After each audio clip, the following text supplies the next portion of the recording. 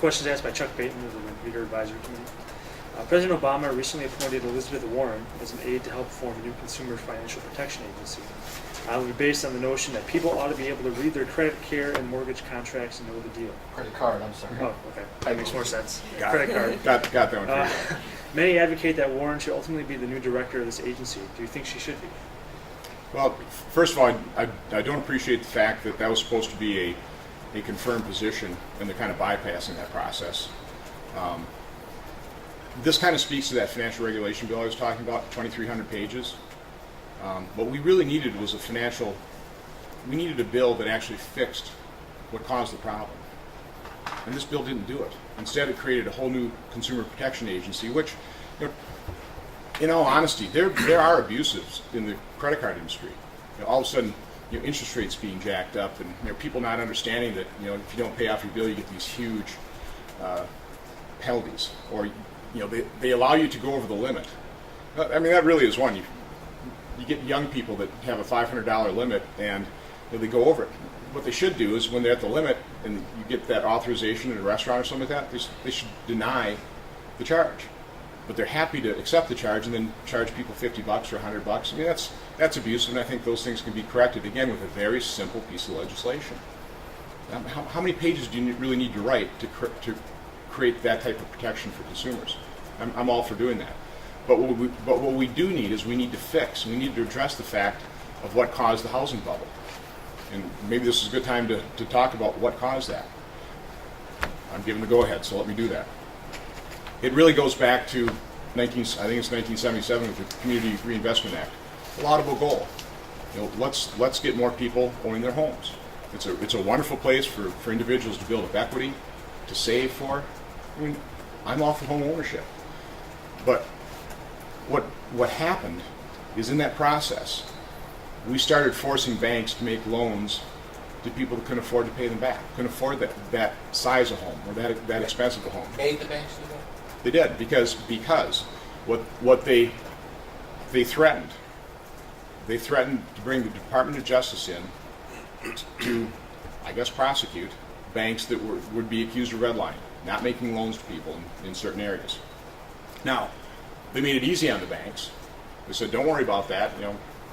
We'll let you offload those loans. You can sell. We'll have Fannie and Freddie guarantee those things, so you can sell those things in the open market." And what does that do to a bank? First of all, they're saying, well, if I don't make these loans, I might have Department of Justice action taken against me. But if I make the loan, well, I can get all the origination fees on it. I can make a lot of money, and by the way, I don't have to incur any of the risk. The last thing you want to do with somebody trying to make a loan is remove the risk of making that loan. You throw out all constraints. You don't let the marketplace rule. So what that did is that was the cause of the housing bubble. Banks start making loans left and right because it's in their best interest. They're making origination fees. I don't blame these smaller banks that are doing that. They were forced to do it, and that's the way they were making money. And then they just sold those mortgages through the mortgage-backed securities. Then, of course, the big banks, they saw a pretty good opportunity. They packaged these things up, aided and abetted by the federal government that had these rating agencies. And their home mortgages, those are solid as Sears. I mean, we've got these loans backed by a home. Well, they really weren't backed by an appropriately priced home. And so when all of a sudden, and then we had extremely easy money through the Fed, which just fueled this whole thing.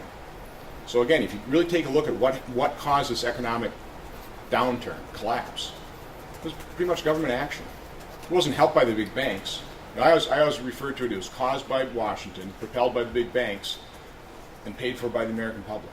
Propelled by that? Sure. I certainly would have seen the big banks taking a look at these things and going, I'm not sure these homes that were bundling these mortgage-backed securities. Is this house really worth $500,000? Is it really worth $1 million? Is it really worth $200,000? And they weren't. They weren't worth that. That's what collapsed. Our mainline bank friends who come in and talk to us say it wasn't us. It was all of those sort of freelance mortgage outfits. Well, I guess I group those. I group that in the banking industry. Again, I assess primary responsibility to the government basically caused this. by forcing banks to make those loans, and then they divorced the risk taking from the banks that the originated the loans, and that is where risk is best held in check.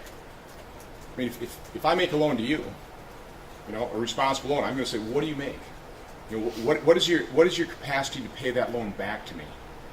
I mean, wouldn't that be a reasonable assumption?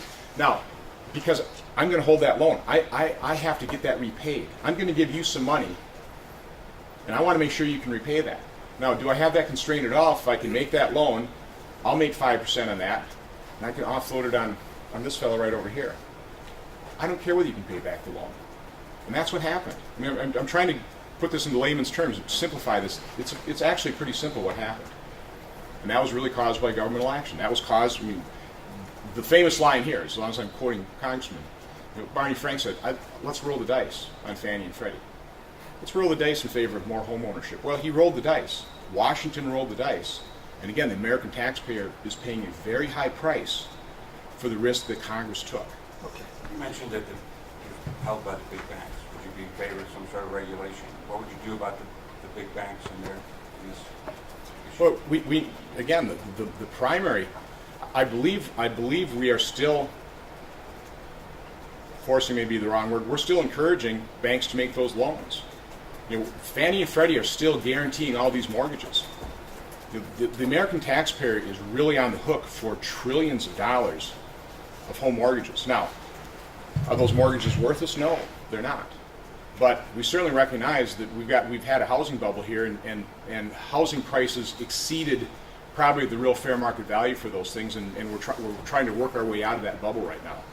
So until we're worked out of that bubble, until housing prices finally stabilize and get to the point where there's a free market exchange, where you've got buyers coming back in the market and go, I'll pay $150,000 for that home. Are you saying there should be no federal guarantees on mortgages? I think we should vastly limit it. Okay, I'm not opposed to helping people, and we've been doing that for decades, and that was probably a pretty successful program, but not to the extent we've totally taken it over. And again, we the American taxpayer are on the hook for trillions of dollars in these loan guarantees. That's a pretty dangerous situation. We have to fix that. Okay. You seem to be saying in the most recent debate that you favor transparency from those those interest groups participating in the campaign. The problem is that no one has a clue who is backing these groups. There was in Congress the Disclose Act, passed by the House, installed in the Senate because it couldn't get past the cloture vote. It would require these groups to disclose their donors. Would you have voted for that bill if it had gotten to the floor? Well, there are all kinds of problems with that Disclose Act. I mean, it really is picking and choosing. There are all kinds of carve-outs for this group. Doesn't have to comply. This group does. So no, what I would like is equal treatment under the law. I would like. Well, first of all,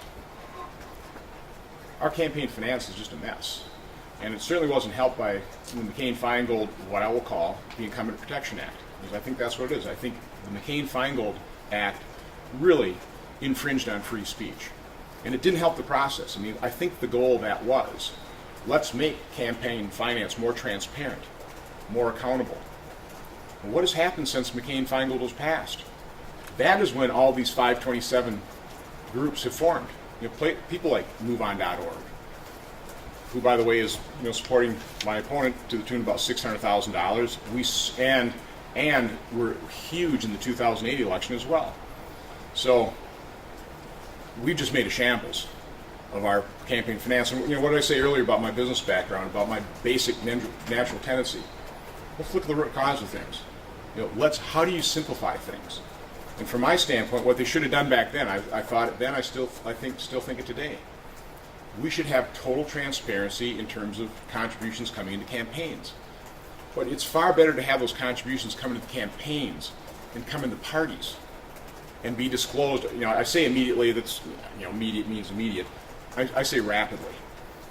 With whatever's a reasonable amount of period of time, a couple days, and get those a transparent posting of full disclosure of who's donating to what group on the internet and get that posted.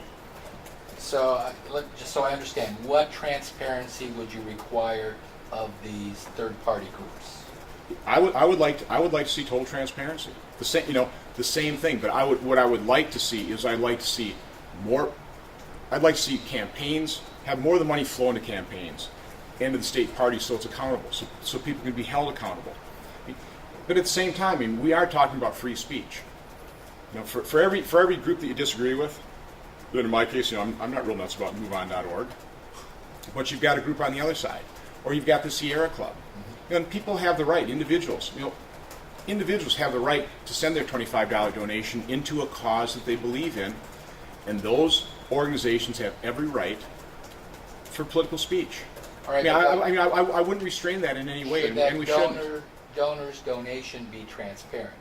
If I give to Americans for Great Things, and I give $1 million to them, should that organization be required to disclose my donation? I think it's an interesting question, and maybe more complex than I'm thinking about it right now.